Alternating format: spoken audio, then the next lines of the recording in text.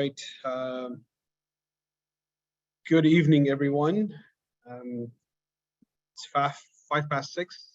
I think we'll get started, and I'm sure there'll be a lot of laggards. People will join. A lot of people register for this exciting webinar today. So thank you for wanting to spend your Thursday evening with myself and my dear friend and colleague Shruti. So just for those that are not familiar with us, just want to give a quick background on SmartCrowd. So SmartCrowd is a regulated, DFSA regulated digital real estate investment platform where we enable micro investments into real estate. The product is quite simple in terms of what we're trying to achieve. We want to give everybody an opportunity to invest beyond the public markets. A lot of people want to invest in real estate, direct real estate, but don't necessarily have the capital to do so. So what we do is we enable crowd investing where people can put small amounts of money and collectively own the property and benefit from the returns generated from it. This webinar has been organized by SmartCrowd, but just from a compliance and disclaimer perspective, this is not investment advice. These are really purely my personal opinions on things, and we have our partner here from Redden, and I'll let Shruti do her introduction in a bit. But just to reiterate the fact that none of this, anything in this presentation is constituted as an offering of any sort of investment. It is not investment advice. It's just to talk about generally about the state of the real estate market, where we see opportunities going forward. And real estate investing carries risk, and you should do your own due diligence before considering making any investments. With that, Shruti, why don't you give yourself a background about yourself and what Redden Analytics offer? Thank you so much, Siddiq. Good evening, everybody. My name is Shruti. I'm the Director of Sales at Redden. So Redden has been in the market since 2007. I think many of you who are present today with us already know about Redden, but for those of you who don't, I'll just give a brief introduction about Redden. So we are a leading provider for real estate market intelligence. So we take care of all your strategic decisions by providing you key data sets when it comes to demand data, supply data, occupancy rates, net yields, and the price changes all over Dubai. So Redden is your one-stop shop for that information. We work with almost all the banks in the region, including Central Bank of UAE, who uses our indices as the official indices for the UAE. Developers, valuation companies, brokers, and of course, our very own Siddiq at SmartCrowd, who's actually making use of Redden so that you can make better decisions by using SmartCrowd. Thank you. Thank you very much, Shruti. We wouldn't be doing what we are doing without Redden's platform. So we value that data extremely valuable. A lot of our decision-making process is data-driven, and that will come off in this webinar as well. So just to sort of lay the land in terms of what we'll be talking about in this webinar and what you can expect. So our intention over here is we have a bunch of slides to go through. There's a lot of data to digest, but we don't want you to get lost in all that data. So Shruti and I will be having a conversation to talk about what has happened in the real estate market, what is happening, how we look at specific different data points, etc., to identify, potential opportunities. Some of the common questions we get asked a lot is, are we at the top? Have I missed the boat? Is it still a good time to buy, etc., and so forth? And we will try to demystify a lot of those concepts and try to answer those questions.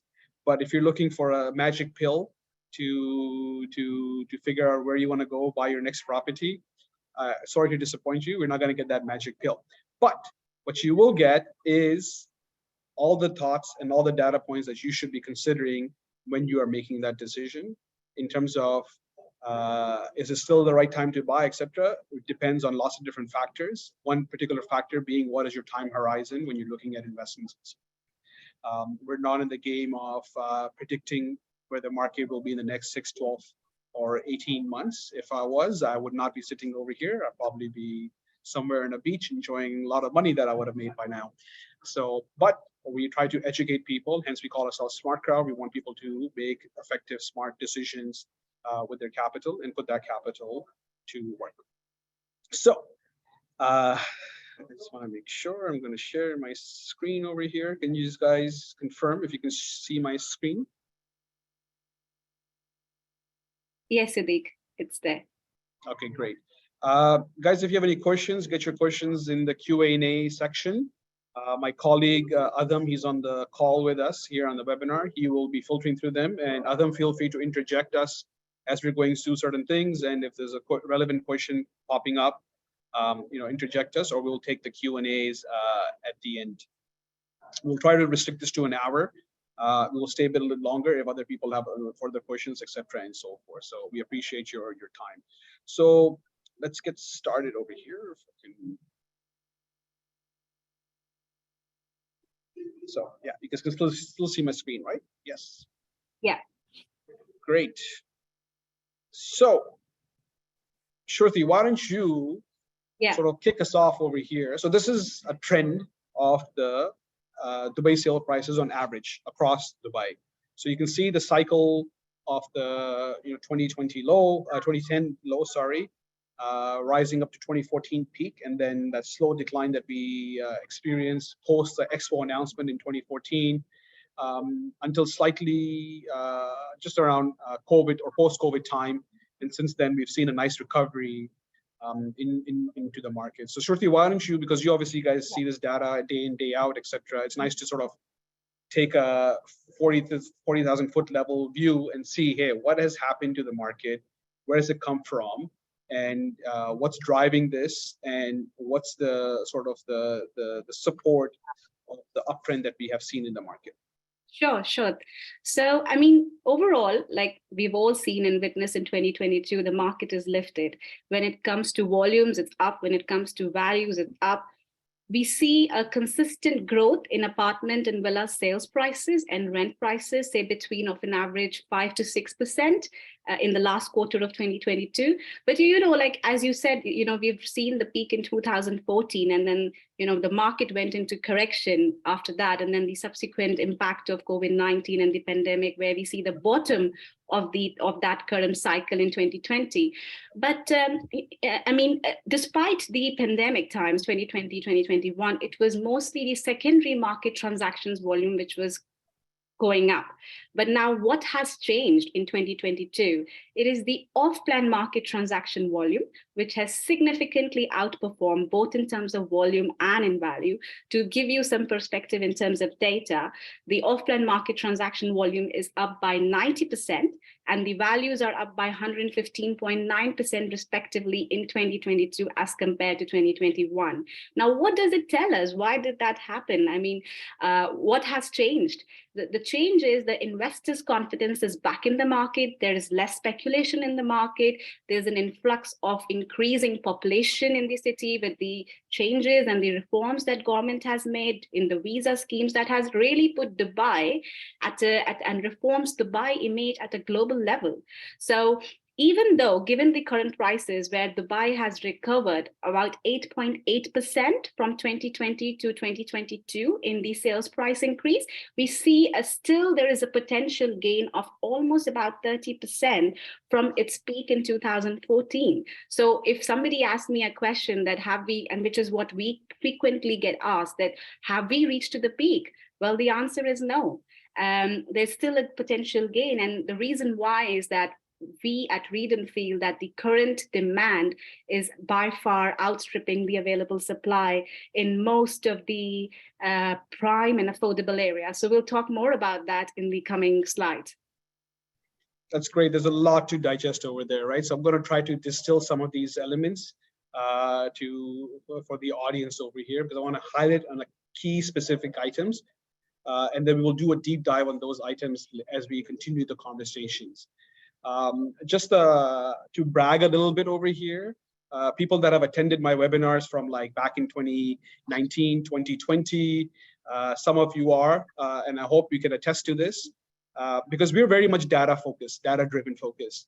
And if you go back and look at history, historical data and so forth, what's really interesting is that, Shruti, I don't know if you recall or not, but Q4 of 2019, so just the quarter before the pandemic came down and we went in lockdown in sort of early part of 2020, prices started to bottoming out. We started to see an uptick in prices in 2019 because there was exhaustion of price correction and so forth.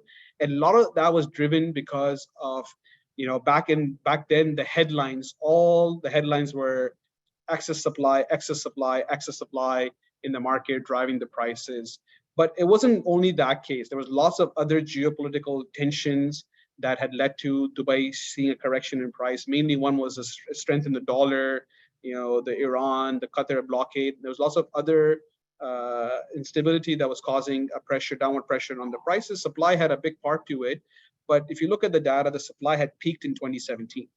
And since 2017, the supply had been coming down at a rapid pace, right? And I always told people, listen, this is a temporary phenomenon, right? Because demand can come much quicker than supply can, because it takes a long time to find a land, construct on the land, get the product finished and bring it to market. Whereas people can show up at your doorstep saying, hey, I need a place to live. And that's exactly what we're seeing now. And we'll talk more about that. So it's very important to see this data-driven trends before they were happening and don't get caught up in headlines, right? Second, we will just dissect this primary and secondary market because it's a big component of Dubai market. Dubai has historically been a very much an off-plan driven market. At some point, there was a massive delta between primary market and secondary market. Just to give you guys a sense of what I mean by primary, secondary market is off-plan, stuff that has to be delivered in the next 3 to 5 years. Secondary market is stuff that is ready today that you can go buy and live in, take the keys off. And there was a massive price difference between the two for a long period of time, and that gap got reduced significantly immediately post-pandemic, and that sort of drove the market rally. And now people are getting priced out, so off-plan is coming back on, and it also shows investor confidence to take that level of risk forward-looking. But what's important over here is how far away. So one, when we bottomed, we did not go, we were 20, 30% below, above the 2010 bottom, right? So we didn't go all the way down. We bottomed significantly higher than the previous cycle bottom. And even in this rise, even though the market has risen, and certain areas have done better than other areas, but overall in Dubai average, there's still a lot of room to run up to the 2014 peak overall. But what's just interesting? To add to the comment, Siddiq, sorry to interrupt you. We're talking about supply. I mean, just to give you actual numbers, what has happened in Q4 2022 when it comes to new supply, only 7,000 units were added in the last quarter, and overall in the overall 22 new supply was 29,000 units, which is way below to meet the current increasing demand. And in fact, we need help in terms of new supply, new launches to match the growing population and the increasing demand. And the number of launches, like you said, that demand can catch up faster than the supply, which is so true, because the number of launches have seen a similar trend. There were only 36,000 units which was launched in the year 2022, whereas as compared to 2017, where 73,000 units were launched. So the launches has also slowed down. And I think there are genuine reasons for that, because maybe of the inflation, the cost of raw materials, and it's becoming expensive, the supply chain issues because of the war. So there are numerous factors which is slowing down the number of launches, which is driving the prices upwards because of the demand and supply mismatch at the moment. Yeah. 100%. It's a very good point you bring on, right? So what I would encourage our listeners over here to think about is from a replacement cost perspective, right? So the cost of building a house back here in 2014 is very different from building a house today. It's a lot more expensive, right? We all experience inflation, right? Food costs more money, rent costs more money. So there is inflation. So it costs more to construct. So your cost of replacement has risen. There's also a lot of supply chain disruptions. They are slowly getting better. But a lot of people argue, hey, Dubai, it's desert. You can just go build more if you need more supply. But it's not that simple to just go build. You have to build infrastructure, proper infrastructure, and it takes time. So even what Shruti is talking about, launches and so forth, the stuff that is being launched today is not going to be delivered for at least another 4 years. And historically, the realization rate in terms of what actually gets announced for delivery and actually gets delivered, this is a massive, massive delta. So historically speaking, Shruti, correct me if I'm wrong, only 40% of what is supposed to be delivered actually gets delivered. meaning everything gets delayed, right? So there's stuff that's getting delivered now that was supposed to be delivered 2-3 years ago, right? So again, you need to be careful in terms of chasing headlines and so forth, and really need to understand where the demand dynamics are, and where things are going. And I think the next slide is going to help answer some of these questions. So this is during the same period, the trend around rental prices. Shruti, you want to take a stab at this and give your views in terms of what's driving this? Yeah. I mean, if you notice, the rental prices are actually recovering at a much faster rate as compared to the sales price. So if you see our bottom from 2020, so sales price increased at an average of 8.8% for the overall Dubai, whereas the rentals have gone up by 20.2%. And I think most of you must be feeling the pinch. But again, is it going to stop? Is it the peak? No, even the rental prices has a potential to increase up to 32.6%.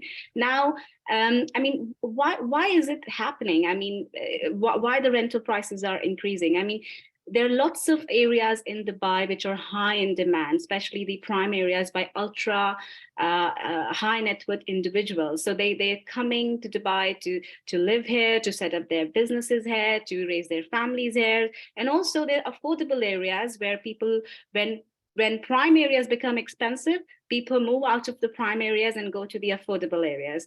And that trend will continue to grow. It is all linked with demand. So I think Siddiq can add more to it. Yeah. Yeah, so it's very interesting to look at the demographics of Dubai. It's fascinating, right? Numbers really tell you a lot of story, right? So there's lots of different things that come out of this particular slide, right? Because we breathe this data every day in, day out, right? When we're looking at opportunities on SmartCrowd, because we're very selective what goes onto our platform. And there has to be a good rationale of what we're selecting and going onto the platform.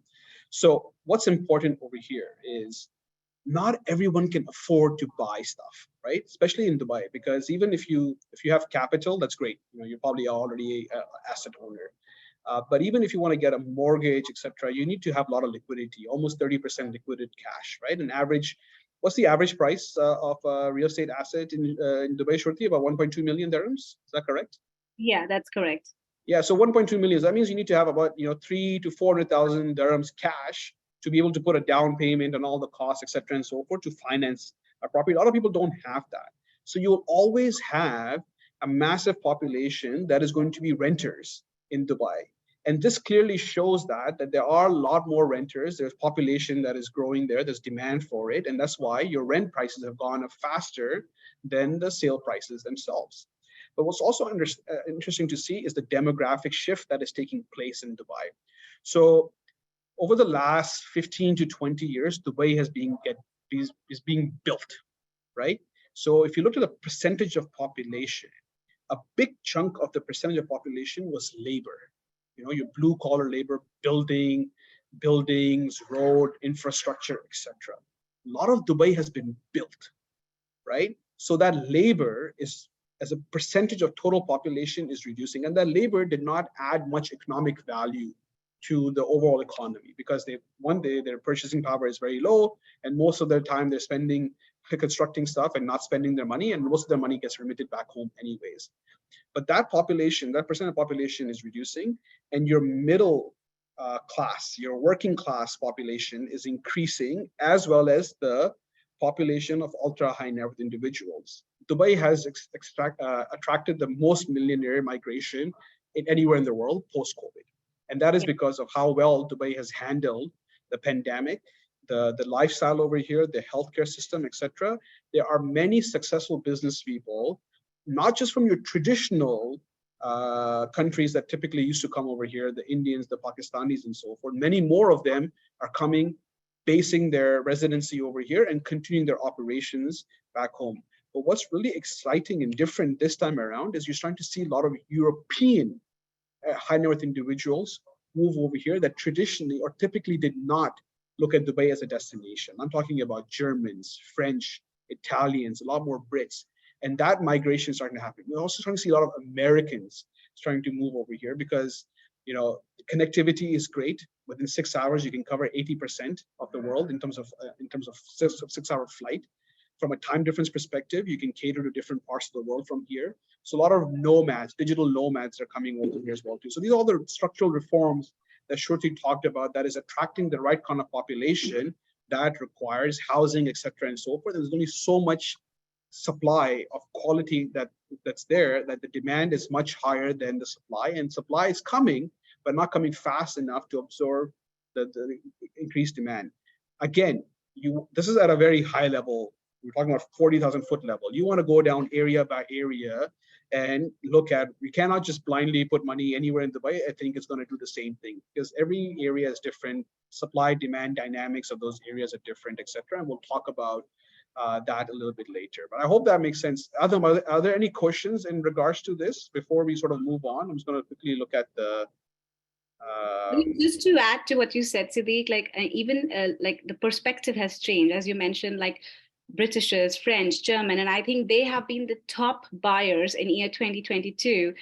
Britishers, then Indians, then French, and followed by Russians. So, I mean, the trend really shows that, you know, we've got interest from that part of the world, because what is happening there in their part of the world, they're going through the social, economical, political turmoil. Like, you know, the inflations are all-time high. So, and then they see better lifestyle in Dubai. Plus, they never, like with the visa reform, especially the retirement visas and all these things, they have started to pursue Dubai as genuinely their long-term home, which was not the case before.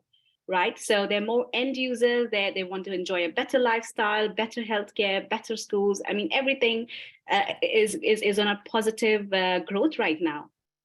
Yeah, so there's less speculation in the market this time around than there has been in the past, right? And and how do we come to that conclusion? Mortgage transactions are at all-time high. That means more end users are buying, right? That's a sign of maturing market. You actually have a migration of population over here. You know, the headlines you see, oh, it's Russian money, Russian money. Yes, I'm not arguing that there's no Russian money, but as Shruti said, right, Russians are number 4 or number 5. Number 4. Yeah, so it's not just Russian money that's coming over here, right? And if the headlines are saying, you know, so much Russian money is coming because of Russia, what's happening in Ukraine and Russia, then imagine how much money is coming from other nationalities, right? And what's their excuse to come over here? The excuse is because they want to call this place home. It's simple as that. And that trend will continue. And if you believe in that, right, in that long-term trend, does it really matter if the prices will be down another 5-10% next year? Because what do you think the prices will be in 10 years' time? Are they going to be higher than what they were in 2014 peak, or at 2014 peak, or much higher? Who knows? But I can tell you where that trajectory is heading, right? Do I really care what happens in the next 12 months, 18 months? If my horizon is what's going to happen to Dubai in the next 5-10 years, are we going to be a 10 million population city in the next 10-20 years? Very well so, right? And if that happens, what's going to happen to real estate prices? Because if you compare it to any other major metropolitan city in the world of this standard, on a price per square foot basis, we are dirt cheap, comparatively speaking. I'm not saying we're dirt cheap, but in relative terms, we are. For the quality of life, for the cost of living, vis-a-vis other major metropolitan cities that offer the lifestyle that Dubai offers, very, very competitive. And also not to forget, Siddiq, like there's no tax on personal income, right? I mean, and there's no capital gain tax, there's no wealth gain tax, there's no inheritance tax. So, and there's only VAT, which is 5%, which is still lower than most of the world, right? Let me play devil's advocate here, Shruti, because I know there's a bunch of people in this audience that will be like, well, you know, taxes are coming, corporate taxes coming, etc. Because there's always naysayers, right? But that's fine. That's fine. You know, if taxes are coming, that's actually good, because then the government has other ways to make revenue to provide you something of a better lifestyle, right? But guess what's going to happen if taxes come? What do you think is going to happen? It is also a sign of maturing market, isn't it? Like it's more.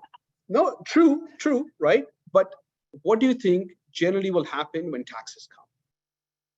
I mean, of course, better infrastructure, better quality of life. It's going to be reinvested. Yes, that's true, Shruti. But I'm sorry, you know, I'm a numbers guy. I'm a finance guy, right?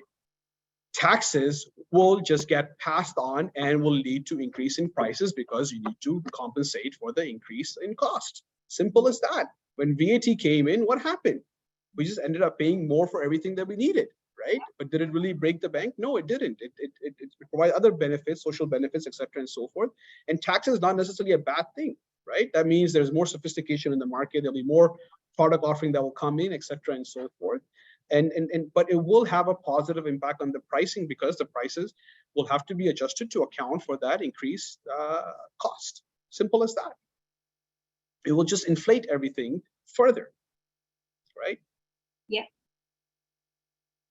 Generally speaking, if everything stays constant, right? As like microeconomics professor used to say, if everything stays constant, but nothing stays constant in the world. And I used to have lots of arguments with my professor. I mean, most of us are surprised here with the growth 2022 has had, isn't it? The rentals, the sales prices, some of the areas have surprised as well. We're going to talk more about it. We will talk about it, right? And is it sustainable, etc. Listen, sometimes, at the pace the recovery has happened, the rate of change hasn't really slowed down that much, right? You're still seeing month-on-month increases, both in terms of not just in price, in rental, but also in volume. So it's supported. It's still very, very healthy sign of the market. There's no necessarily sign of exhaustion, maybe in certain types of areas, certain types of assets, etc. And generally, when this trend started, a lot of that happened in the villa communities. And when people start getting priced out, the apartments have taken the lead now in this year. And we called that a year ago. We said, hey, listen, this is a villa play at the moment, but wait till people get priced out. That's going to turn into prices in apartments going up and rents going up. And our investors who invested with us over the last 12, 18 months are reaping the rewards in terms of appreciation and also increased yield because their entry point was lower and their rents are much higher. And we'll talk about that a little bit later. But before the apartment yields are actually all-time high as compared to the last 10 years, especially, in year 2022. So whoever has invested before is reaping the benefits, as you rightly said. Yeah, because the rents have come faster than prices, and and the prices will play catch up to those prices as well too. Because if there's yield, that's attractiveness, people will continue to acquire assets because the returns are there to justify the current pricing. So we're gonna look at different specific areas now and go sort of a little bit more deep dive further. But we just for your benefit, we are sorry, Adam. Yeah, sorry, Sidi. Before we continue, do you mind answering a couple of questions from our attendees? Please throw them away. Yeah. So one question was from Vlad, which is, can you repeat the top 5 buyer nationalities? Okay, so Vlad, hi, thank you. I'm going to repeat for you, but don't quote me for this. This is the data that we are focusing on through Reading and through other data sources. So Britishers is the number one, then followed by Indians, which used to be number one. As before, we witnessed the trend, Indians being the number one buyers, then followed by French and then Russians. So Russians, as we all might think, that might be the top buyers right now in Dubai, but that's not the case. Yeah. Does that answer your question, Vlad? I think so. And another interesting question came in, which is, what does the data look like for surrounding Arab countries, regions in the Middle East on this topic of housing prices, rent, etc.?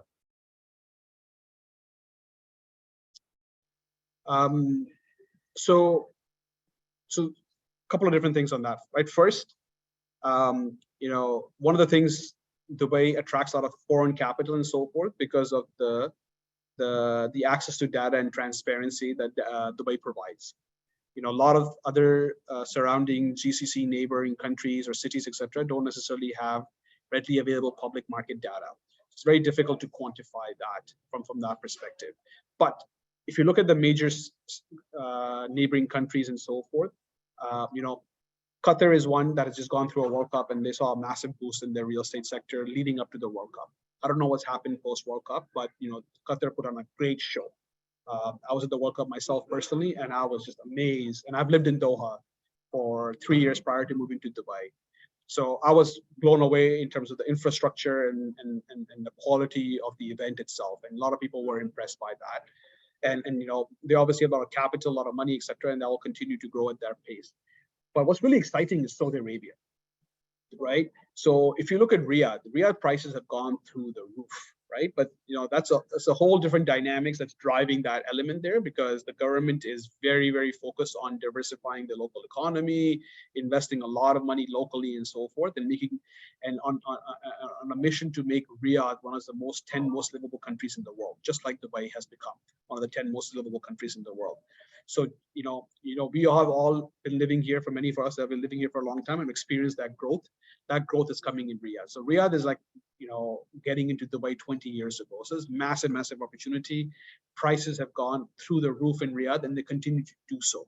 And by some studies, there's approximately, just in Riyadh alone, $300 billion worth of shortage of real estate. Because in Saudi, you have to understand, you don't have massive mega developers in Saudi like Nakhils, Emars, Damaks of the world. A lot of the real estate that comes in Saudi Arabia generally is organic. Somebody buys a land, builds a house, or might build a small apartment building, and that's it. You don't have mega development communities and so forth, but they're starting to come up there because the population is on the rise in Riyadh as well too. So all that is very positive for this place, right? The way people, for me, it's not a zero-sum game. This is my personal view, right? A lot of people think, oh, with Saudi, forcing people to come, etc., opening up, it's going to have a negative impact on Dubai. I think it's on the contrary. With Saudi opening up, will benefit Dubai. The great example I tell people is look at China. China opened up. Look what happened to Hong Kong and Singapore real estate prices. They went through the roof, right? So if Saudi opening up will only benefit UAE and surrounding geographies even further, right? Sorry to give you a long-winded answer, but that's my personal view. I don't know, Shruti, if you have anything to add to that. Yeah, I mean, you made a very valid point at the beginning that, when it comes to the transparency of the data, which is now available only in Dubai as compared to our neighboring countries, I mean, they will still be, it will still take some time for them to catch up to Dubai pace, I feel. I mean, we've seen in 2011, or when there's unrest in the region, there was Arab Spring, when a lot of people from those part of the region started considering Dubai as their home, and there was lots of influx of investment during that time. So I feel like, Dubai, I mean, as compared to our neighboring countries, does benefit a lot from foreign direct investment whenever there is a political unrest in the neighboring region, which we have seen in the past and we continue to see with Russia-Ukraine war as well. So I feel like Dubai right now, with the amount of transparency that we have established through government departments, to private players like Reden, does really help investment boost in the economy. Yep. There's one more question I want to tackle before we continue moving on. There was a question saying, how does the impact of rising interest rate impact the UAE real estate sector sooner or later? Will it impact the demand due to higher cost of carrying, and will that have an impact on short-term correction in the market? Shruti, do you have a view on interest rate dynamics? Yeah, I mean, see, because there's high interest rates right now, we can clearly see that impact on the increase in the offline transactions volume, right? People are more resorting towards the flexible payment plans, because offline offers that as compared to the mortgage, which we can get through secondary transaction. I feel like in the short run, it may impact slightly, but when you enter real estate market, you're entering from a long-term perspective. So what they are today right now, it's not necessarily that they're going to stay like this forever. And even if we compare the property prices, the price per square feet, and the yield that we still get out of our investment in Dubai, which is much more attractive than the rest of the world, I don't think so interest rates is going to really impact in any way, because that's happening around the world. It's not just Dubai. That's my view. Yeah, so a couple of different points in there, and a plug for SmartCrowd over here, right? So generally speaking, mortgage transactions make up a very small component of the overall Dubai real estate market, right? Which means we're not a very leverage-driven market, right? In more mature markets where majority of the ownership, etc., is done through mortgages, will have a bigger impact than a place like Dubai. Dubai, a lot of transactions are cash-driven transaction. One. Second, people over here have higher disposable income, so they have a lot more room to sort of carry the cost, etc., and so forth. A lot before people will start defaulting and so forth. So distress situations are limited compared to other mature markets. And thirdly, because of the low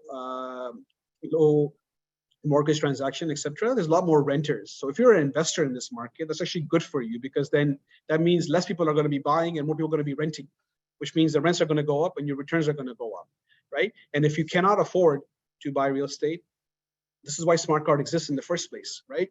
And we saw this chart, right, with rents going up, and that's affecting your wallet.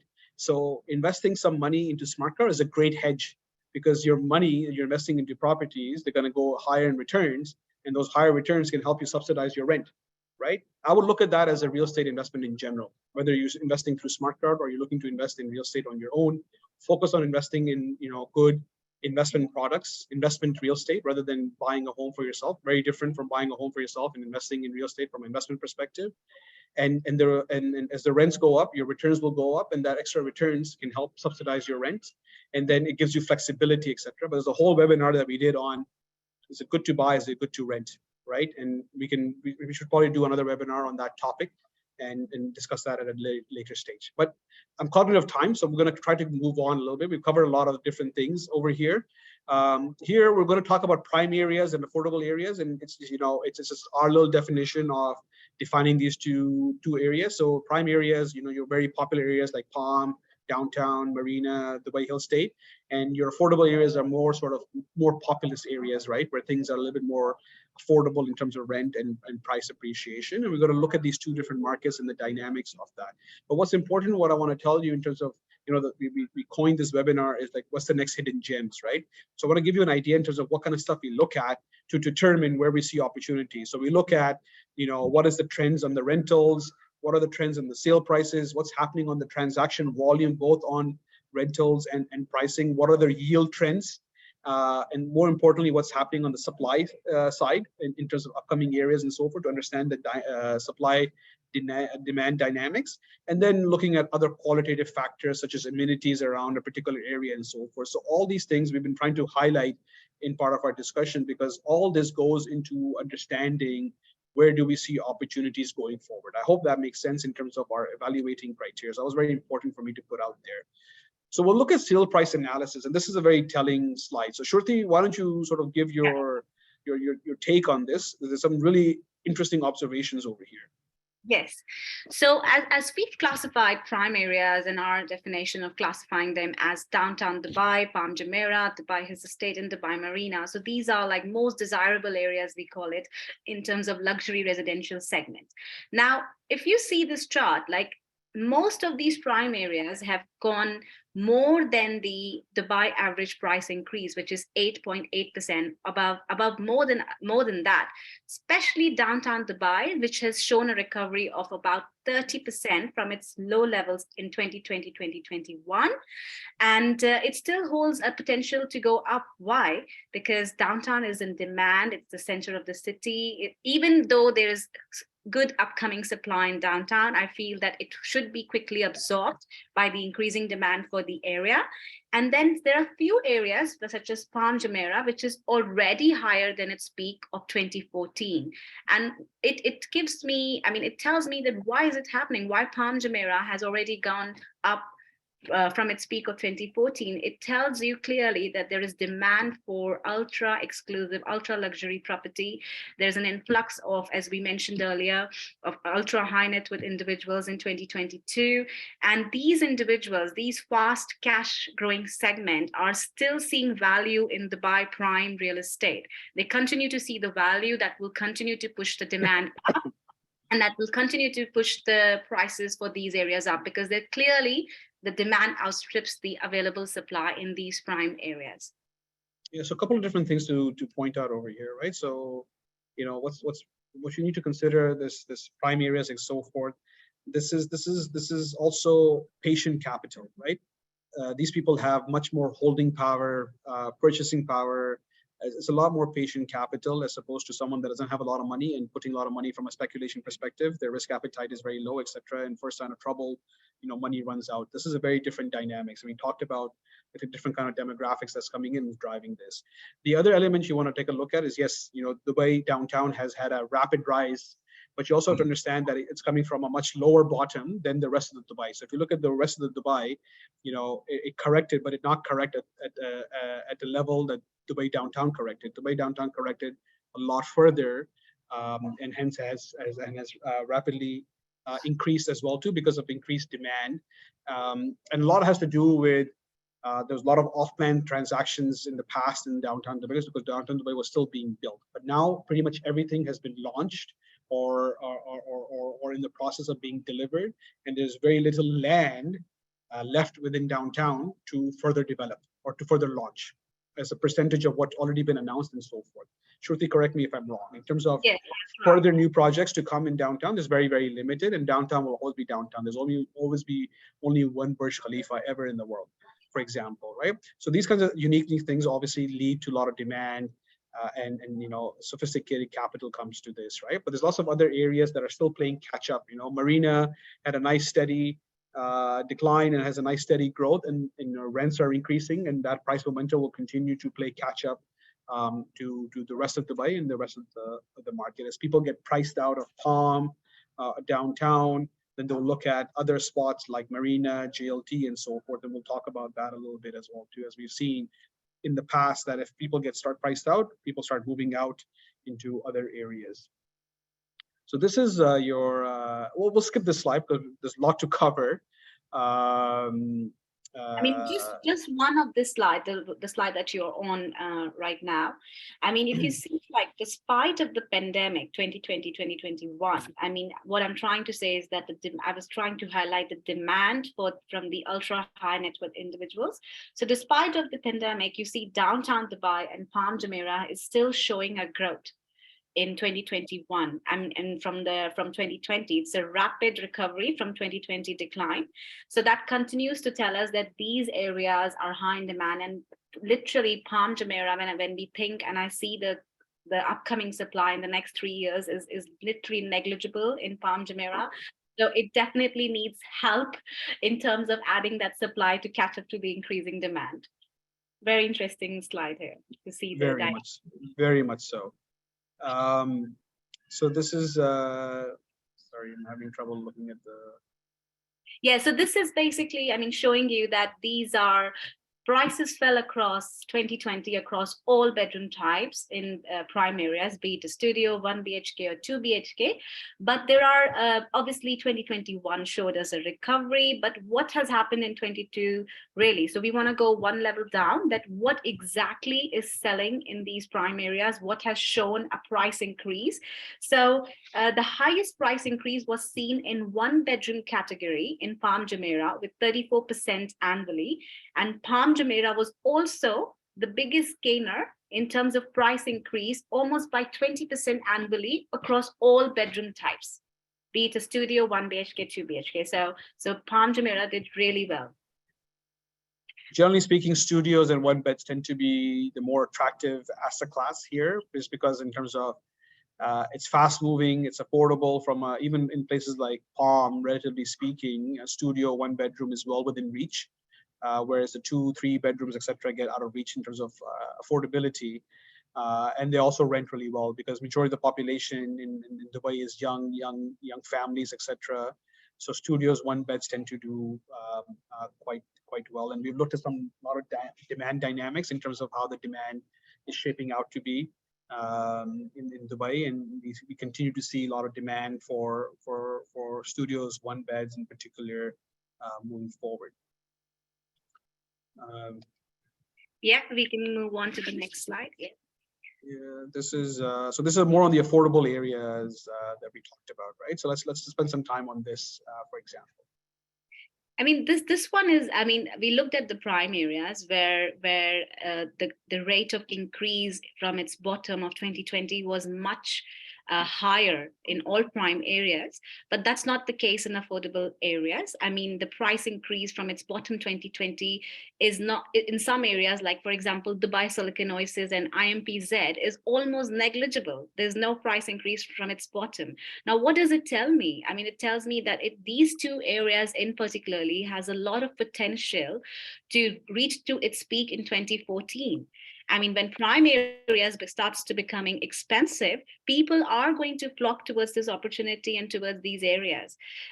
So watch out for these two areas. And plus, I feel like JLT has made a decent recovery from 2020 in terms of the sales price. It's among the highest in terms of sales price increase in affordable areas.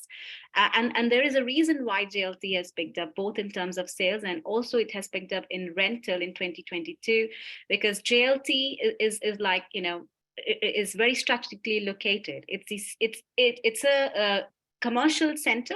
There are many offices, there are many businesses centers in JLT. Plus, it is close to two metros. I mean, it has two metro stations, so it offers ease of commute.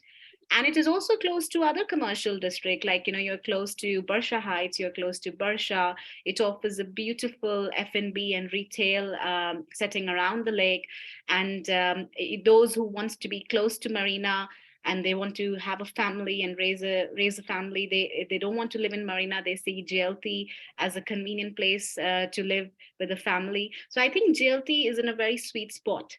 That's why we see an increase in the JLT in 2022 for sales price as well as rent price. Particularly on the one bedrooms areas. The one bedroom has really lagged in JLT, and the rents have gone much faster, much higher than the prices themselves in JLT. But and there's still potential for increase in JLT. If you see that across the board, right? Because as you said, right, that these things, from an investor point of view, right, these things haven't gone much in price movement. The volumes are still there, but what's really interesting, the rents have gone up tremendously, significantly higher in these areas vis-a-vis the prices, which means the yields have really improved in here, right? Absolutely. So as a real estate investor, right, the beauty of real estate, it provides two kinds of returns, right? One is income, regular income, and the other one is capital appreciation. So yes, if you look at if you go back a couple of slides and you look at the prime, you have lots of capital appreciation, but the yield on those assets are significantly lower than what you would generate the yields in these areas. So these things might never give you the kind of crazy capital appreciation that Palm might give you, but when you factor in the total return in terms of income plus the capital appreciation, you won't have that much of a difference between what Palm gives you. And the thing with that is, it's like you're waiting for that capital appreciation to come to realize that big gain, whereas in areas like this, you generate regular income on a regular basis that you can reinvest and compound and potentially earn the same kind of returns, or not, maybe higher returns than relying purely on capital appreciation. And that's the beauty of what SmartCrowd does, right? SmartCrowd gives you the ability to invest in these different kinds of property categories, so you're not exposed to only one type of asset. And there's lots of different things coming on our platform that will allow you to better get exposure to different kinds of, as we're going to start categorizing these properties into different categories around income focus or balance focus or just purely capital appreciation focused. Holiday home is a whole different market. So you need to start thinking from that perspective. It's not one size fits all, that one area is better than the other. This is all that it should be, and not an or. Just like when you invest in the stock market, you don't just go put all your money in Apple and that's it. Apple stock. You diversify within your equities portfolio. Same thing, you should have the ability to diversify within your real estate portfolio, and SmartCrowd gives you that ability to do so, that you can have some money in DSO, in JLT, in Palm, in downtown, in Marina. So you benefit from different uptrends for different markets, etc. And so and you can see over here in terms of, so this is off plan. I want to focus on the ready market because, to us, that's more real, more tangible, etc.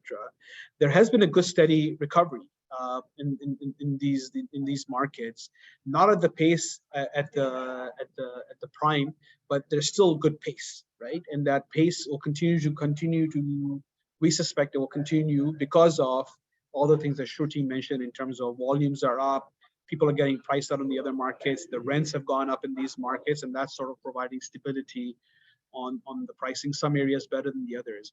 And what's really interesting, when you look at the pandemic time period, right, there were a couple of areas that did really, really well in terms of rentals and so forth, because we had a portfolio we were managing at that point in time on behalf of the investors, is that a place like Silicon Oasis, which is essentially a self-contained community, It has grocery store, it has schools, it has a hospital, etc. During the pandemic, that was a very, very popular area for people to rent, right? Because they didn't have to travel outside. Everything was accessible within their small radius, right? So that made it very attractive. And DSO is probably one of the most attractive places in our portfolio in terms of occupancy, in terms of rent vis-a-vis the cost of acquiring the asset, and the yields are extremely attractive in DSO compared to other markets. And we'll talk about yields a bit later. Because if you see, I mean, there's a negligible price increase in terms of sales price when it comes to DSO, but the rentals have gone up, which is positively affecting the gross yields and net yields. Yeah. So if I put into perspective, the highest gainers for net yields is JLT, followed by Silicon Oasis, and then IMPZ for year 2022. They have been the couple of other things there. You're probably giving out the secret over here. We're going to save it till the end in terms of one of our hidden gems, but DSO is clearly one of those. And the reason I say that is, there's lots of other qualitative factors that come around DSO that make it very exciting. One is the Etihad Rail, right? It's not too far from DSO. Second, there's talks about converting that from a leasehold to a freehold area as well too, and that's going to have a very positive impact on the market. There's in the recent time, there's a massive mall that has gone up, a big Lulu hypermarket has gone there, and that's also attracted a lot of people moving in there. And what's also interesting, let me go one back slide over here. You see this massive uptick in Silicon Oasis in off-plan price change. This is because of one particular project that was launched over there, sort of a high-end project. So you're starting to see developers come in and put new projects in DSO because of the demand they see in DSO, sort of a premium asset. So this particular, I think, is a DR project that is priced twice the average price of DSO, and that's going to drive the overall market DSO higher as well too, because that's going to attract a different kind of clientele and so forth. There's a lot of qualitative factors that also make DSO quite an exciting situation, because it will always be in demand as well, because it's next to academic city, so it's very attractive for students, for investment perspective as well, be it a studio or a 1 BHK. Correct. Yeah, and then you can see over here reiterating, 1 bedrooms are sort of the pick of town in lots of these places, right? 2 bedroom studios, trend has been positive across the board, but predominantly 1 bedroom tends to because that's the most demand in the market is for 1 bedroom transactions across the board. Yeah, so let's spend some time on this sales volume, and then we'll try to wrap it up shortly after that, because I want to focus on this ready versus off-plan market. Shruti, you want to just touch base on a couple of key messages from here? Yeah, sure. So, I mean, let's talk about the affordable areas. So if we go on to the next slide, Sadiq, yeah. So when it comes to affordable areas, I mean, of course, the volumes are up, the prices are up, the sales prices are up. So it's really positive across the board, across all affordable areas. The volumes have gone up since its bottom. But interestingly, since we were talking about Dubai Silicon Oasis, I want to highlight this, that Dubai Silicon Oasis has got the highest transaction volume, about 80% increase annually. And this shows that the demand for Silicon Oasis is going up, as there was a negligible price increase in their ready market since the bottom of the real estate cycle in 2020. And hence, investors are flocking to this opportunity, followed by IMPZ and JLT. You can see it in the bar chart over here as well, like 80% increase in Dubai Silicon Oasis in 2022, followed by JLT and IMPZ. When it comes to prime areas, I mean, you would see that there were some projects that led to the growth in the transaction volume. If we go to the previous slide, so we have Marina, wherein there were few towers which was driving this volume growth, like CL Tower. I'd like to just name a few for the audience here. Jumeirah Living Marina Gate Residences, and then in Palm Jumeirah, there's major volume growth driven by 7 residences, Anantara Residences, and the Palm Tower and the Palm Beach Tower 1 and 2 and 3. So that's why Palm Jumeirah and Marina prominently dominate the transaction volume in 2022. Yeah. So for me, what the key takeaway from these slides is the percentage of the orange of the bar chart, right? Because that is ready market, meaning ready products that you can buy today, take the keys and go live in it or go rent it, right? And that is a sign of stability for me, right? From a price stability perspective, because people are buying the percentage of total volume in these particular areas, majority of it is in the ready market, not in the secondary market, right? So that means there's a lot of activity, there's lots of volume. So you as an investor that you're buying, it's easy for you to sell, etc., because there is good amount of transaction volume that's taking place of ready units. If it was all off plan, I would be quite concerned, but there's a good balance between off plan and ready, right? Off plan has come back up a little bit more in 2023, and that's because of affordability, right? Because people are not able to sort of go and buy stuff or get mortgages and finance it, etc. So they're buying off plan, taking longer duration risk, etc., and so forth, which is good, right? That shows that people have appetite to take that level of risk. But there's still a lot of activity in the ready market, and that's very, very positive from a maturity perspective. We've talked about this at length in terms of how quickly the rental prices have gone up. As you can see, all this is like massive, quick recovery, and this is all because of how quickly demand can come versus vis-a-vis the supply, right? So supply demand becomes a very critical component of our analysis when we look at it across the board, right? So if you look at the affordable areas, the rents have gone through, have rapidly increased as well too, and there's still a lot of room for rents to continue to rise given all the qualitative factors that we have talked about. So this is the transaction volume as to how many new transactions versus renewed.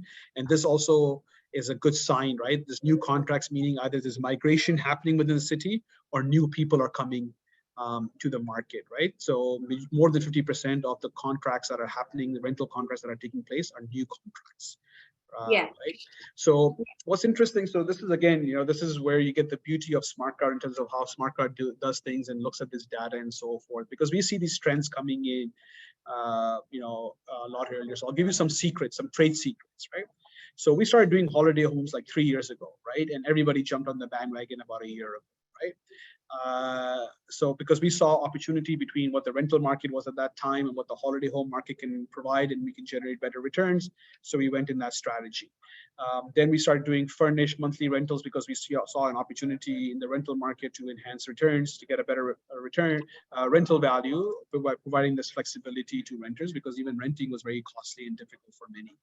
But then we started seeing a massive delta in price between properties that were rented and properties that are vacant, because everybody wanted to do a holiday home, etc., that people were leaving their apartments empty and demanding really top dollars to buy a vacant unit, because then you had flexibility to do lots of different things. And then what happened was, as rents were coming up, we realized there was actually opportunity to go find properties that were rented, and particularly that were rented below market, well below market. Because there's a RERA index in terms of how much you can raise the rent, etc., and so forth. Because if the asset was rented for really low price, we can get a better price from the landlord saying, hey, listen, your asset is, your property is rented for very well below market. I'm not going to generate return. I'm going to give you a little bit less than the market is. And then when it came for time for renewal, you would send a notice to the tenant saying, hey, listen, I'm going to give the 20% max increase in the rent, because the RERA index allows me to do that. And two things will happen. Either the tenant will agree and you will get a 20% increase in rent, or they will vacate and then you will have a vacant property and you can market and rent it at the current market rents that are probably 30-40% higher than what they were. So you take a little bit of hit in the temporary, the 6-9 months remaining on the lease. So your yield might not look very attractive in the immediate term, but in the long term, that's a great strategy.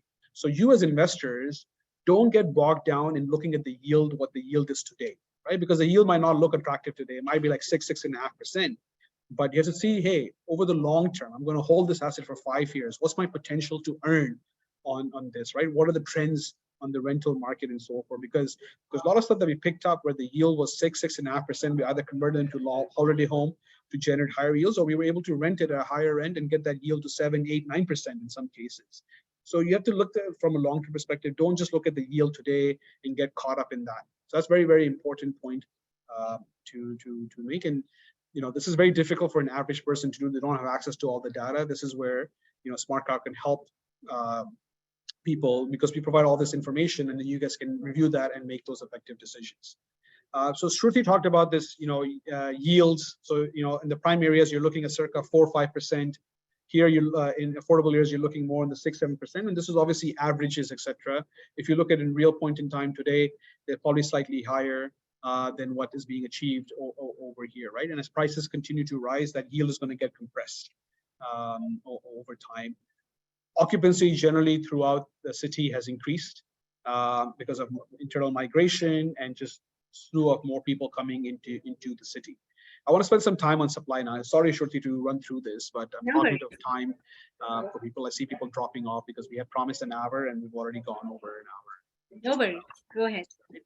So supply. So let's spend some time on supply and give your pointers on this, Shruti.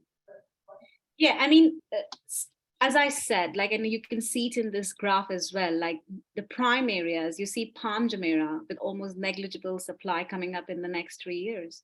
Same goes for Dubai Marina and Dubai Hills Estate. What does it really tells us? That as the growing demand and the increasing population is clearly outstripping the upcoming supply. So we really need help here. And what does it tells us? That it will continue to push prices up because there is clear demand from ultra high net worth individuals who actually look at these prime areas. They are very positive about their investment in these prime areas. So the prices will continue to go up. But at the same time, when the prices go up in the prime areas, the affordable areas, the prices will go up as well, because when these becomes more expensive for an investor, they'll start looking at more affordable areas, which is why we see that, let's say, JVC, IMPZ, even the Silicon Oasis, I mean, again, it's in a very sweet spot because it offers very high return, the Silicon Oasis. Plus, there's limited supply, which is coming up in the next 3 years. So looking at the supply and demand analysis, right? There's clear demand, but there's less supply. Prices are going to go up. They'll continue to go up in 2023. But at what rate? Will it be at the same rate as it's in 2022? We don't know that. That's the golden question. But I feel like given the scenario, it is bound to go up. Yeah. So what's really important over here is if you look at this table here, it says addition as a percentage of total supply as of today, right? So yes, there's supply coming, right? But as a percentage of what is already there, it's single digits, low single digits, right? So does that mean, you have to make is the demand going to be more than that? The population growth is going to be more than that or not? These are very low single digit numbers, right? So there's a lot of stability on the pricing over there. I want to touch on one little point in terms of, it's very important to look at supply demand dynamics, right? Because during the correction from 2014 to 2020, a lot of the headlines were supply demand, right? But so if you look at the 2014 peak to the 2020 bottom, on average, Dubai market prices corrected around 30%. But do you know JVC only went down 15% during that period? And the reason for that was there was demand for JVC. People were migrating to JVC, right? It's developed into a decent place. It's still developing. So because of that, few people, most of you might live in this area, but the Sukim Hessa corridor has really blossomed. Hospitals, schools, a lot of amenities are there. JVC has connectivity to that, Al Khail Road, etc. So you had a lot of migration of people moving, and we looked at this through the Diva connections, right?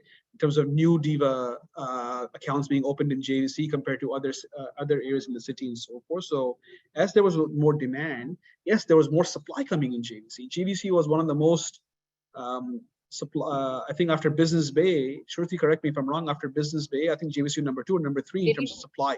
Yes. That has come online over the last 4 or 5 years. But there was demand to compensate for the additional supply. Hence, the price did not correct as much, and has provided really good returns to investors in that particular area. Not across the board in JVC, obviously you have to look at different projects, etc., and so forth. But generally speaking, it's very important to look at supply-demand dynamics before making sort of arbitrary conclusion based on what you see in headlines and so forth. So that sort of walks you through all the different things that we look at, and looking at different evaluating criteria and so forth to determine where we see opportunity. So the cat is out of the bag already. Shruti has effectively said it. Go put all your money in DSO. Please don't do that. please don't do that, right? That's not what we're trying to say. Do your own homework, etc. But given what we see from the data perspective, places like DSO are quite attractive. Your usual suspects in terms of where you would be able to sell, rent, and make a decent return. Your DSO looks good. Your JLTs sort of are lagging, look good. Marina will always be Marina. There's only so much land over there. There isn't much more supply coming in. It has lagged a little bit. There's opportunity over there. Downtown will always be downtown, and there are opportunities. Palm, if you can find good deals, you can afford it, that will always be a good area. But we tend to focus sort of on a more balanced approach. Assets that can provide us good rental income as well as a capital upside. So, DSO is one, IMP is dead. There's an opportunity there because the prices haven't moved much. JLT, like I said, downtown. So these are sort of our key areas that we like, both from a quantitative perspective and also from a qualitative factors as well too, that make these areas exciting to invest in.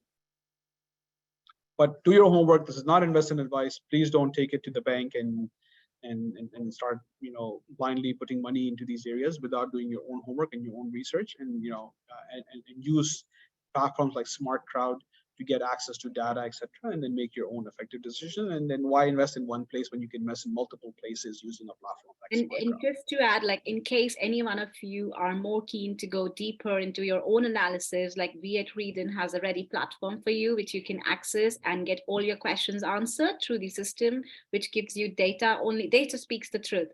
So if you're interested, just log on to our website, readin.com, and request for a free demo there. Thank you. Any questions from anybody? Please feel free. I think we've got a good pool of questions already in Q&A. Yeah. So let me try to go through these. I think one of you asked which tower in Dubai Silicon Oasis. I think you're specifically asking the towers. In terms of the yields, I can tell you a few properties in Dubai Silicon Oasis which offers you the highest net yields, but obviously it keeps changing, and there's a list of properties that are offering a similar yield. But just to give you top 5, maybe there's Palace Towers in Silicon Oasis, there is Access Residences, Silicon Heights, Park Terrace, and Access Residences too. So these are some properties which are offering the highest yield, more than 7% in Dubai Silicon Oasis. Silicon Gates is also Silicon Gates properties. There's 4 of them. They're very popular as well too, because they're right in the entrance of Silicon Oasis, right opposite Palace. And these are very attractive entry points. Studios range between 250 to 350 in this market, renting relatively decent rents between 25 to 30, maybe 35,000 dirhams. So your gross yield is above 10%, and then service charges are relatively low in DSO. So you get a good 7, 8, 9% net yield on those assets, typically speaking. Obviously there are different dynamics. If you furnish the place, you can get more rent, etc., and so forth. You recover your rental, your furniture costs relatively quickly with the increased rent and so forth. Salim had asked a question, what factors to consider when buying an investment property. We went through all the criteria right now in terms of what to look at, and should you be buying a luxury or entry-level unit. I would say, why settle for one when you can have both, right? But if you can't afford one, it depends what your horizon is and what is your ability or your sort of goal with that. Are you more focused on capital appreciation, or you want to generate regular income? That will sort of help you dictate whether you go for something that's more capital focused, which would be a luxury apartment, or entry-level unit that will probably provide you the more sort of income focused returns. SmartCrowd will be ever list off-plan investments, not in the immediate future. Our regulation doesn't allow us to list off-plan. We focus on ready properties that is there, because off-plan wouldn't generate a return until much later, etc. at this stage. There was a question about developers promising 18% guaranteed returns from day one, and in the case of default and so forth. Listen, you have to look at those SPAs, get a lawyer if you are looking to buy these things off plan. Always spend some money with a lawyer, get those SPAs reviewed. Generally speaking, anything guaranteed, etc., you should always ask lots of questions to get comfortable with those things. Just generally my opinion on those things. How close is the potential net yield listed investment versus the actual returns in case your properties are not rented out, etc.? Yeah, so on our platform, we provide expected returns. We give you all the simulation. There's a 5-year pro forma, etc. Things don't happen to perfection.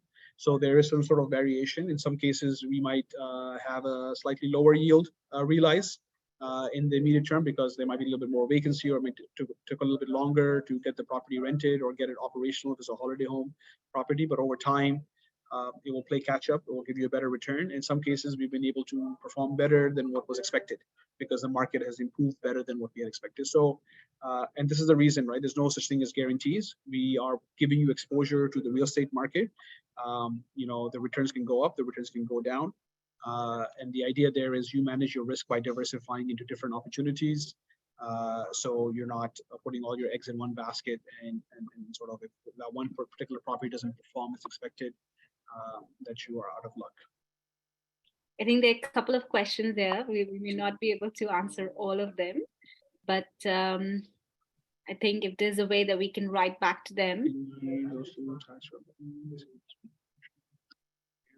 There's one question about Arjan. How is Arjan in near future? I mean, interestingly about Arjan, like the prices fell down by 16% in Arjan in 2021, but there was a massive recovery of sales price increase in 2022 for about 30%. So I feel like, when you can actually look at Arjan in terms of the affordable areas, given the price recovery after the 2021 period, and also given the, the location of Arjan in particular as well. So we can talk more about it in detail, and I can write down to you why and how. Yeah, that's a really good question I want to tackle, and it's a very relevant question because it's very important for people to understand. The question is, when there are 8.5% net yield in Silicon Oasis, why would I look at downtown at 7%? Yeah. This is a very good question, Karthik, right? So, a return is a function of risk, right? So 8.5% return on a Silicon Oasis is very different from a 7% return in downtown, right? You need to compare apples to apples, right? Because Silicon Oasis is a very different investment profile versus a downtown. There's a lot of different qualitative factors, right? So for one, we showed you the numbers, right? Downtown prices went up 30% in the last 12 months, right? Silicon prices hardly moved a little bit, but you generated more income in Silicon Oasis versus downtown. So, if you think from that perspective, relatively speaking, the risk level for downtown is lower versus Silicon Oasis. Hence, your return expectation for something like downtown is lower than what you would generate in Silicon Oasis. So return is always a function of risk. The more risk that you're taking, etc., generally will give you a better return. Whereas you're taking lower risk or buying something that's a little bit more secure, etc., will give you generally a lower return, right? So you cannot compare just the yield. Oh, I'm getting 8.5%, so I'm going to put all my money in Silicon Oasis and not look at downtown or Palm or Marina and so forth. They might be a lower return. The overall return might be very different because we're going to get some return from capital appreciation in those areas that will compensate for the lower yield that you're getting. So you need to look at it from a relative perspective, and that's not just talking about real estate. Within real estate, I'm talking about that in general when you look at different asset classes, right? You cannot compare an 8% return investing in real estate versus an 8% or 12% return investing in equities in public markets, right? Yeah, you might generate better returns in public equity markets, but it's a lot more volatile. Prices will go up and down, much more volatility than what a real estate would provide. That doesn't mean you only do one or the other. The idea is you need to look at your portfolio for your expectations, what are you looking to invest in, and then you allocate based on that. Hey, I want to invest X amount of money in this kinds of risk to generate this kind of returns. I want to invest this much money into this kind of asset, providing this kind of return with this kind of risk. So you got to look at it from a relative basis. Don't just look at absolute numbers. Always compare apples to apples and take it from that perspective. Shruti, there's a question for you. Is Business Bay considered an extension of downtown, seeing similar trends in demand and price changes? I mean, I would say Business Bay, we've not covered Business Bay in the presentation, but it is following the footpath of downtown Dubai, because it is literally like next to it. But there's a lot of supply coming up in Business Bay, and a lot of it has been handed over as well. Wherein, you can't really compare downtown and Business Bay together, like apple to apple. So I feel like, the demand in Business Bay will continue, because downtown, as we saw, the prices saw a recovery of almost 30%. If it goes up, maybe people will start considering Business Bay as opposed to downtown. And there is enough supply to cater to everyone's needs in Business Bay. Yeah. Also, there's one more question about the occupancy split, like how the occupancy has split into prime areas versus affordable areas. So what the trend that we see in prime areas for occupancy is mostly renewed leases that is more than the new leases in the prime area. So people who are living in the prime areas, be it your Palm Jumeirah, downtown, or Dubai Marina, they continue to live in there. But in the affordable areas, it's the more new leases versus the renewed leases, which is more than in 2022, which tells that people are also looking for renting properties in these affordable areas. So your JLT, your Dubai Silicon Oasis, and your JVC comes in that area. Very cool. Just last two questions. Any views on Dubai South, Emaar South, Shruti? I wouldn't have enough knowledge to cover this. Emaar South is a massive topic in itself. So I'll give you my views on this, right? And not necessarily looking at data and so forth, right? So because we've done a couple of property transactions in MEG South, which is Dubai South, just below the expo site. So the long term. So there's supposed to be, obviously the expo site is over there, and they're supposed to become a big industrial area. There's also other things happening over there, but there's also the Maktoum Airport, which is at some point to become the Dubai Airport at some point in time in the future. And a lot of development in Dubai is happening further out on that side. So if you have a very long-term patient capital, that's a place where you can put some money. The returns are decent. The rents have obviously gone up, and what you can get for the price vis-a-vis what you can get in the city is a lot more attractive. So you can get a lot more home. That might not be true anymore, because I think the prices have gone up there as well too, quite a bit, as everything else in Dubai has gone up in price.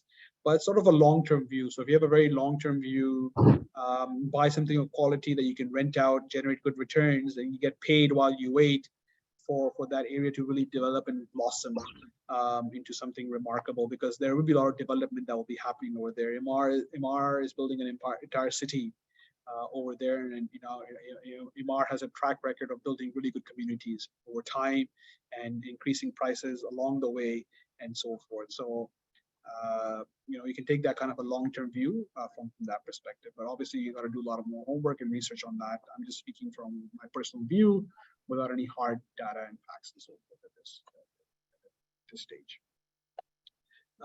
One last question, Shruti, because I think it's very relevant, because you're the data queen over here.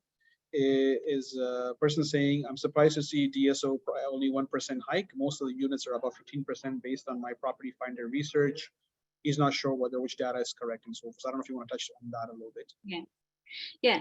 I mean, this is a very good question, I would say, and this is what we have been seeing over the years as a trend. So when the market is good, the gap between the asking price and the actual transaction price is quite a lot. when the market is not good, when it's at the bottom, the gap between the two narrows down. And that is why you're seeing such a case at Property Finder. So when we say price increase is 1%, this data is based on the actual transactions that we take into account and not as per the asking prices. So all this data comes from the Bioland department. So I would say that if you want to go into transaction by transaction data and which buildings and a time period in consideration, please have access to our platform where you can actually see what are the actual transactions versus what is being asked on the portals. So this is what I would like to say here. Also, somebody said that you mentioned you don't think that the high UAE interest rates will affect investors' appetite because inflation is high elsewhere in the world. Don't you think the investors will switch asset classes or remain holding cash? I mean, given the demand and given the increasing population and the government efforts to increase the population and to become double almost by 2040, I mean, it's a very optimistic target, I would say, given the current resident number at 3.55 million and to achieve 5.8 million by 2040. And also, given the current supply dynamics and what's coming, we just saw through some of our slides that there's almost negligible supply coming in some of the most affordable areas and even in prime areas such as even Palm Jumeirah. So it's again demand and supply dynamics. So if you're looking for capital appreciation, definitely I would say, given these scenarios, again, we don't have the magic answer to your question, but given the scenarios that we are looking at right now, I would say it still makes sense to invest in real estate if you're looking for capital appreciation. Yeah, so historically speaking, any hard assets, real estate, etc., is a good hedge against inflation. You can hoard your cash, but even if you put it into your first term deposit, if that's generating 3-4% and inflation is running at 6-7%, you're actually losing purchasing power over time, right? So not to say that people won't, will opt to put money into a term deposit versus putting money at risk, etc. That very well might happen, right? And we cannot predict at what level of that will happen and so forth, right? Generally speaking, this market is not a very leveraged market. Mortgage transactions. Shruti, do you have the statistic as to what percentage of the market is mortgage transactions? Like less than 20%? 41% in 2022. How much? 41%. 41% in 2022 was mortgage transactions. Yes. But is that looking just at the retail residential? That includes land, etc., and so forth. All overall. Yeah. So that also includes a lot of. So that's probably a very high number because of some development transactions, lands, etc., that are being bought and mortgaged and so forth. But when you look at individual end users buying buying a home to live in on a mortgage, etc., that's a very relatively slow percentage vis-a-vis the overall market. So our view, or my personal view, is from that perspective, that it will have an impact, but not a significant impact vis-a-vis compared to other markets that are a lot more receptive or impacted by the increased interest rate. The disposable income over here is significantly higher for many people compared to other developed markets as well. So there's more holding power over here. It could impact it, right? But is it a structural issue that's going to have long-lasting impact on the real estate market? So all these things that people talk about that sort of makes headlines and so forth, you guys need to step back and think about it. Hey, listen, is this a structural problem or a cyclical problem, right? If it's a temporary cyclical problem, so great, cycle, it will come around. If it's a structural problem that's going to have a long-lasting impact, that's what you want to avoid. Right, and we've been saying at least I have been saying for a while, but all the structural reforms that the government have made, right? Those are long-lasting implications on them, and they take time to bear fruit. And you're starting to see some benefits of the structural reforms that were put in 2-3 years ago, right? You're starting to see the benefit of that. As long as these things that could have an impact on the Dubai price, the interest rates, supply, etc. These are not big structural problems. These are cyclical problems that sort of ride out. And you as an investor need to take advantage of those cyclicalities. Like, hey, listen, okay, there's a dip coming because of this, but long term, it's all positive. So let me take advantage of an opportunity. Just like when we get excited when our favorite store has a discount on, right? A sale, 40% off, 50%, buy one, get one, two. We all rush to buy stuff, right? Because we know the brand, we like the product, we want more of it. So if it's on discount, I'm going to go buy more of it, right? Not when the prices go up. Same thing you need to look from an investment perspective. If you see your view long term, this is positive, it's all going to go in this one direction. So anytime you get opportunities during that big uptrend trend, the cyclicality, you should get excited when prices correct a bit and not get scared, right? It's the other way around. You want to be taking advantage of those situations, etc. That's at least how I think about it. You obviously can make your own call. Again, I want to reiterate the fact, none of this, what we are saying over here, is investment advice. That's not our intent over here. It's just to help you understand how to look at different elements, different aspects as you are determining how and where you want to invest your money when it comes to real estate. I hope we were able to share some good knowledge and it was valuable to you. Shruti, thank you very much for your time and your insights. You can reach out to us if you have any questions at info@smartcrowd.ae. Shruti, how can they get a hold of you? Yes, sure. Please write down to info@readin.com for any data-related queries from the topic that we have covered today. In case you also want to have a presentation of this, or the slides from this presentation today, please write down on info, or you can even write down to SmartCrowd. We will share it with you. And in case any one of you is interested to have a look at the Readin's platform to deep dive into data and to the areas, and it will answer most of your questions, as I said, please log on to our website and request for a free demo. Thank you so much. Sorry we couldn't answer all the questions that you had. Please do join us into our future webinars and reach out to us if you have any questions. I hope you guys enjoyed this and found it valuable. Thank you for spending, we've gone way over our time. Thank you for spending some time this Thursday evening with us. And we wish you all the best and good luck with your real estate investing journey. Thank you very much, guys. Take care. Take care.